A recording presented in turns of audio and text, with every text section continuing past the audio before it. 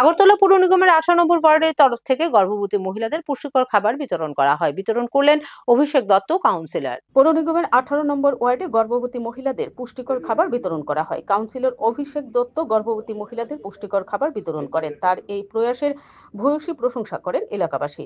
আগামী দিনেও এই ধরনের প্রয়াস জারি থাকবে বলে তিনি জানান। Video report, BTV Tripura news. আজকে এটা 18 নম্বর ওয়ার্ডের থেকে আমি প্রত্যেক বছরই করে থাকি। এটা হলো গর্ভবতী মাদের পুষ্টিকর খাবার। আগেরবারও করেছিলাম, এবারও করছি।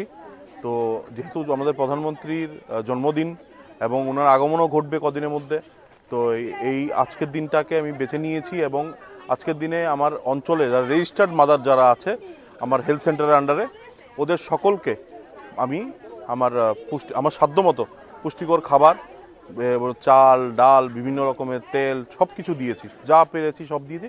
এটা কিট করে সবার কাছে দিয়ে দিয়েছি। তো এটার মূল লক্ষ্য হলো গিয়ে আমাদের এই এলাকার মধ্যে যত গর্ভবতী মাদেরকে একটা প্রাধান্য দেওয়া এবং ওদেরকে উদ্বুদ্ধ করা যে আমাদের হেলথ সেন্টার রেজিস্টার করুক। রেজিস্টার করলে আমরা বিভিন্ন পরিষেবা দিই হেলথ সেন্টারের মাধ্যমে।